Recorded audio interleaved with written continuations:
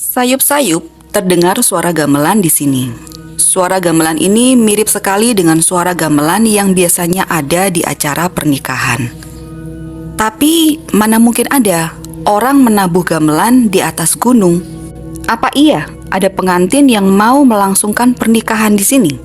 Atau jangan-jangan bukan manusia yang mau menikah ini?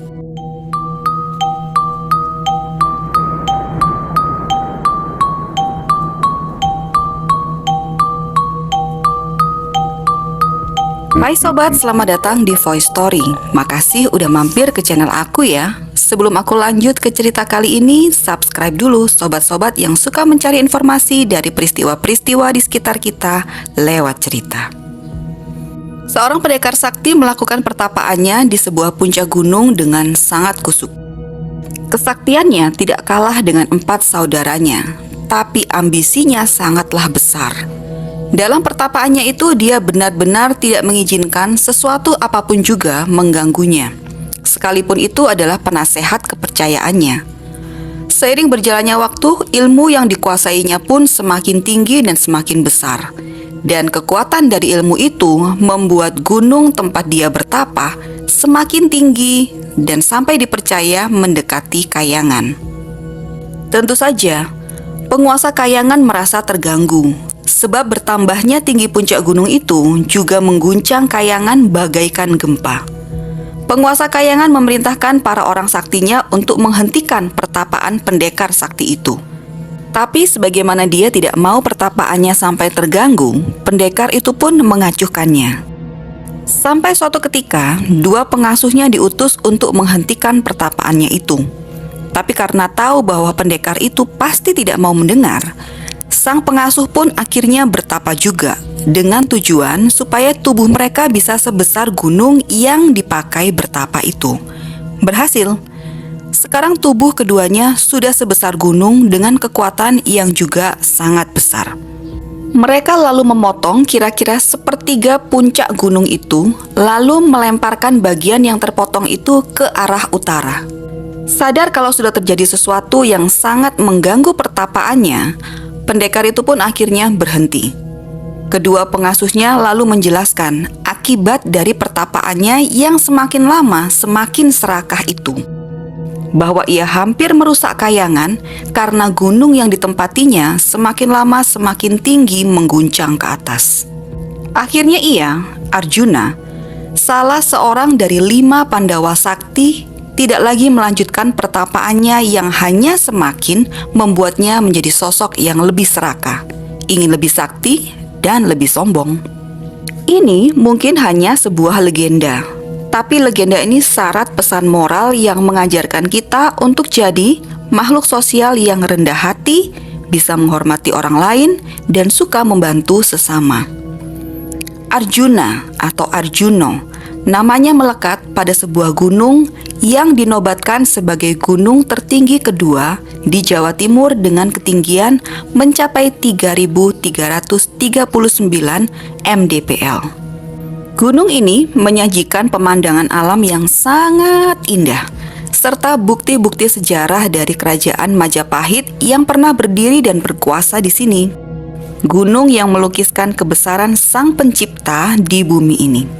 Gunung ini jadi salah satu gunung favorit bagi para penakluk ketinggian, bagi para pendaki, karena selain tantangan ketinggiannya, gunung ini juga menyimpan banyak tantangan mistis dan pantangan bagi setiap orang yang berniat menaklukkannya. Beberapa pantangan yang sebaiknya dipatuhi adalah: jangan pernah berangkat dengan jumlah pendaki yang ganjil. Kalau kita tidak mau jumlah anggota kita digenapi oleh sosok-sosok penunggu di sana. Berangkatlah dengan niat yang baik, sebab kalian akan melewati sebuah hutan yang akan menguji niat kalian saat mendaki. Jangan sampai niat jahat kalian malah membuat kalian tersesat di alas lali jiwo yang akan jadi hukuman sekaligus kutukan untuk orang yang punya niat jahat saat mendaki di sini. Untuk pendaki wanita, pastikan tidak mendaki dalam keadaan haid. Atau sekiranya tamu bulanan itu datang saat kita baru mulai atau di tengah-tengah pendakian, segeralah turun. Jangan memaksakan diri untuk terus naik ke atas untuk menghindari hal-hal buruk yang bisa saja mengganggumu. Perhatikan juga warna baju yang kalian pakai saat mendaki. Jangan berwarna merah ataupun hijau.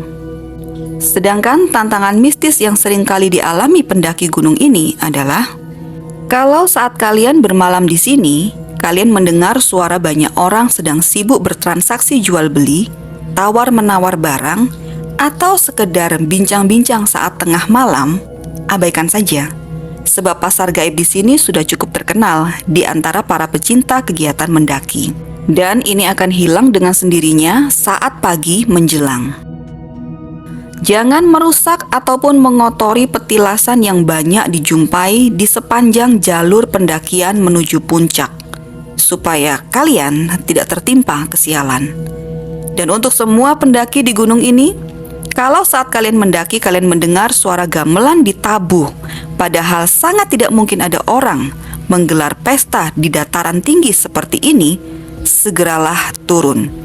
Karena dipercaya saat itu bangsa jin yang berdiam di sana sedang punya hajatan ngunduh mantu.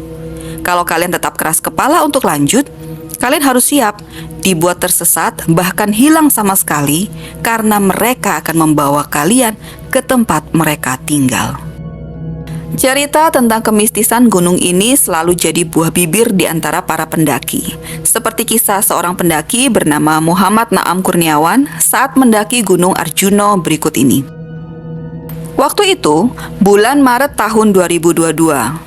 Naam, kita panggil saja begitu, bersama 4 orang temannya mendaki Gunung Arjuno. Saat perjalanan menuju puncak, mereka tidak menemukan kendala yang berarti dan akhirnya bisa melihat keindahan alam yang luar biasa dari puncak gunung itu. Namun saat perjalanan turun, salah seorang dari rekannya mengalami kecelakaan yang menyebabkannya cedera. Tidak dijelaskan jenis cederanya dan seberapa parah keadaan rekannya saat itu. Yang pasti, Naam terpaksa harus meninggalkan rekan-rekannya di tempat yang sekiranya aman supaya dia bisa mencari bantuan sekaligus membawa makanan sambil menunggu bantuan datang.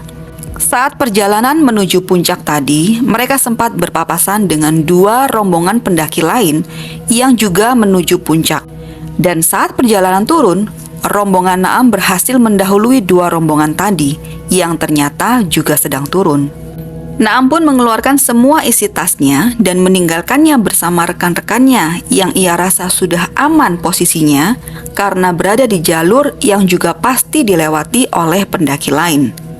Naam mencoba menyusul 2 rombongan yang tadi mereka salib, namun akhirnya jadi mendahului mereka saat ini supaya ada teman untuk turun atau barangkali malah dia tidak perlu sampai ke bawah. Karena pendaki-pendaki itu bisa saja punya inisiatif membantu dengan memberikan sisa logistik mereka sekaligus meminta bantuan dari pos di bawah. Saat mengejar inilah, Naam malah mendapat pengalaman mistis karena ternyata dia tidak menemukan 2 rombongan tadi itu. Tidak ada satupun yang dia lihat. Mereka seperti hilang tanpa jejak. Hampir bersama dengan keanehan itu, Naam tiba-tiba dihadang kabut yang sangat tebal yang membuatnya susah melihat sekitar. Dia pun bingung mau kemana. Kembali ke tempat tadi di mana rekan-rekannya ditinggal, tidak tahu di mana arahnya. Semua terlihat gelap, tertutup kabut tebal. Mencari jalur lain untuk dilewati, apalagi melihat jalan yang dilewatinya saja sudah sulit, apalagi mencari jalur lain. Lambat laun, kabut mulai menipis dan akhirnya menampilkan pemandangan sekitar dengan lebih jelas.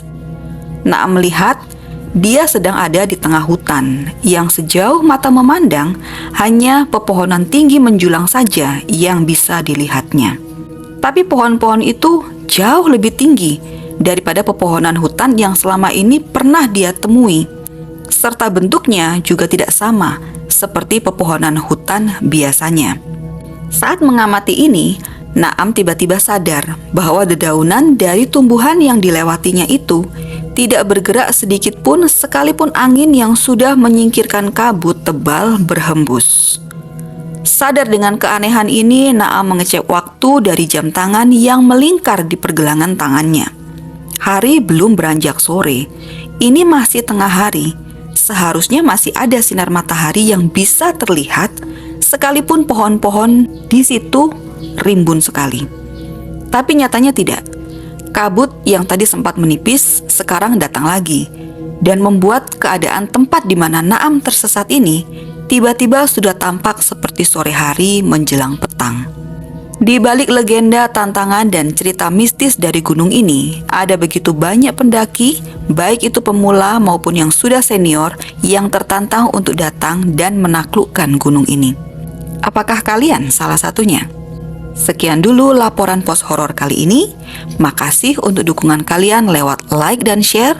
Sampai jumpa di voice story berikutnya. Bye!